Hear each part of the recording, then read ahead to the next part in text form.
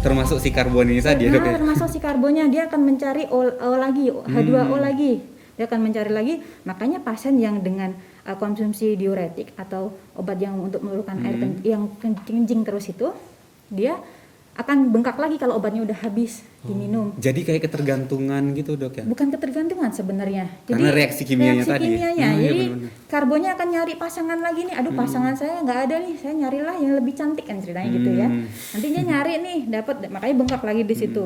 Nah pasien yang sesak tadi kan diberi O2 tuh, Ya, oksigen. oksigen, betul. Nah oksigen yang masuk ke dalam tubuh itu nggak semerta-merta kita keluarkan tiba-tiba, itu nggak.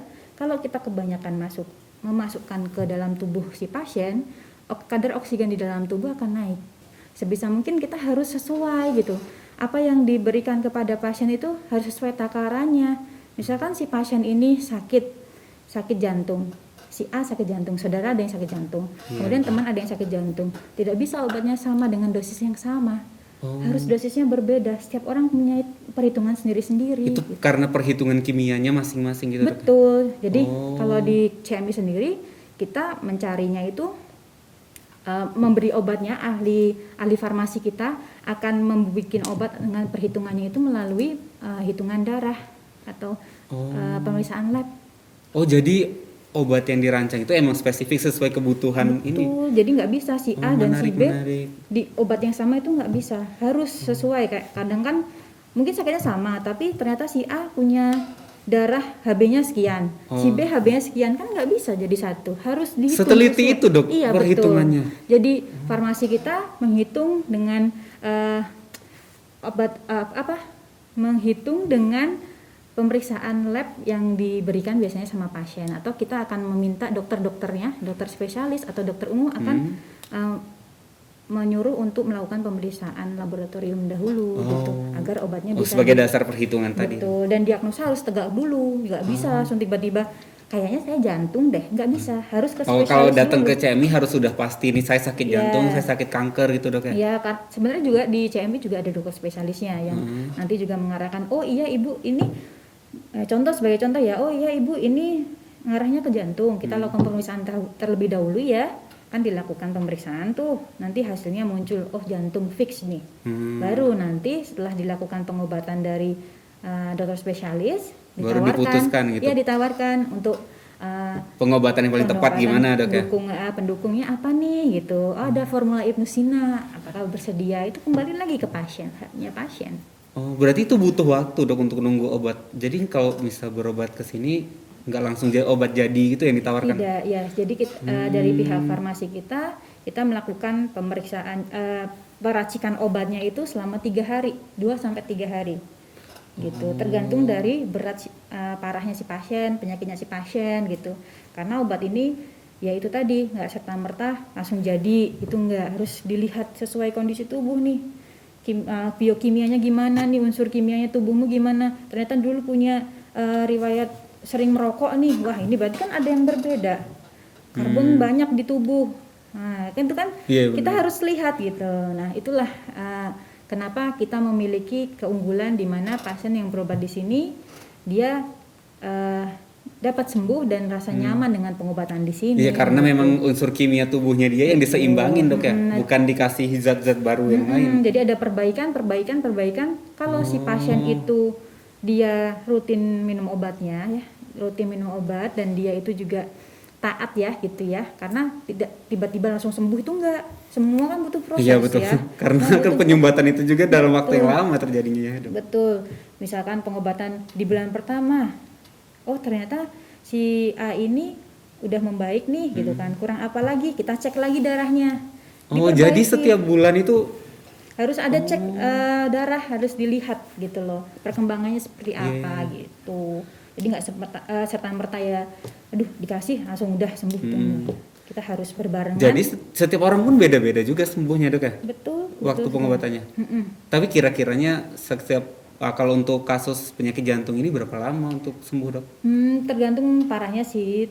Biasanya pasien itu datang dalam pengobatan 4-6 bulan sudah membaik, udah bisa lepas gitu. 4-6 bulan. Betul, iya 4-6 bulan. Asalkan dia rutin ya, jangan terlambat minum obatnya gitu. Terus ini juga nih kalau dari Ibnu Sina ya, Dokter Ibnu Sina dia juga menggarisbawahi bahwa penyakit jantung ini salah satu pemicunya adalah stres psikologis. Itu penting karena dia akan berubah setiap kali kita stres akan berubah banyak hormon di dalam tubuh gitu ya. Berarti reaksi kimia di dalam tubuh juga berbeda, unsur kimia juga akan berbeda gitu. Oh, stres pun ada kaitannya sama kimia tadi ya, Dok? Betul.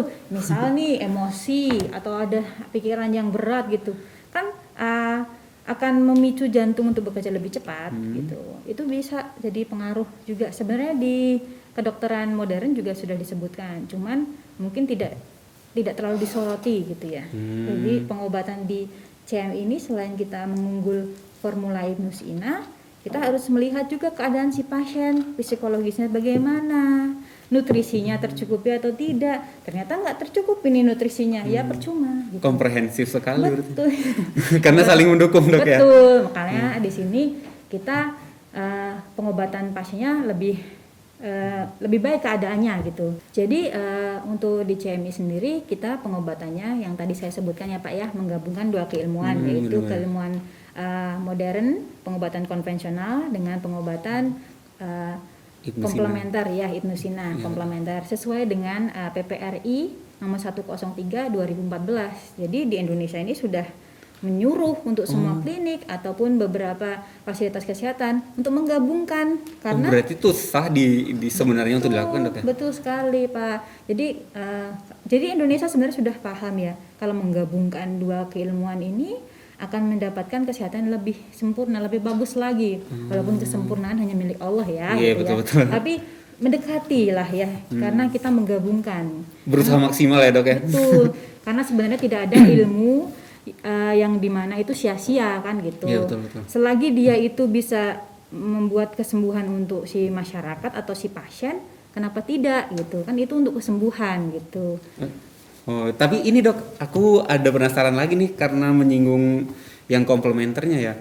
Kan di luar sana banyak juga yang kayak nawarin obat herbal. Terus apakah yang ditawarkan CMI itu sejenis kayak obat herbal juga atau berbeda? Berbeda, karena herbal itu kan artinya adalah tanaman ya. Herbal kan dia berasal dari tanaman aja. Sedangkan dari Ibnu Sina ini kita nggak cuma tanaman, kita hewani juga ada, unsur hewani. Terus kita kemudian herbal juga ada dan unsur mineral juga ada gitu. Mineral juga kita masukkan di situ gitu. Jadi nggak serta-merta kita cuman memang itu bagus untuk menunjang kesehatan ya. Pencegahan bagus ya herbal.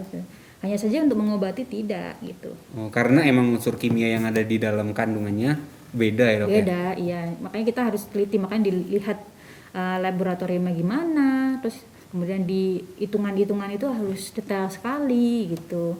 Pihak farmasi di CMI sangat kompeten dalam hal ini gitu. Oh, Dok, kalau misal memang kami besok memutuskan untuk berobat di sini di CMI, apakah itu sebaiknya tetap pasang ring juga atau kontrol di dokter konvensional atau cukup di sini aja, Dok? Jadi kalau untuk pengobatan di CMI sebaiknya tidak usah atau tidak perlu untuk dilakukan pemasangan ring atau bypass gitu ya. Karena ya itu tadi kembali lagi di tempat kita bahwa kita tidak menggunakan prosedur bedah atau pemasangan tindakan. Kita hanya minum obat aja. Kalaupun nanti diimbangi dengan obat-obatan juga dari dokter boleh gitu. Nanti dokter kan akan mengecek lagi, misalkan sebulan konsumsi ini ternyata kolesterolnya udah turun nih, luruh nih gitu kan. Oh bagus, lanjut lagi pengobatan yang sama. Misalkan ternyata tidak ada perbaikan. Aduh kok tidak ada perbaikan nih gitu. Kita lihat lagi, flashback kembali. Nutrisinya bagaimana? Pertama, psikologisnya bagaimana? Itu harus penting. Terus kemudian kita lihat apakah ada unsur-unsur lain, ternyata dia masih ngerokok, lingkungannya bagaimana? Itu penting kita lihat. Makanya di sini kita secara menyeluruh gitu loh. Tidak cuman menyembuhkan penyakitnya, tapi mencari penyebabnya dan disembuhkan gitu.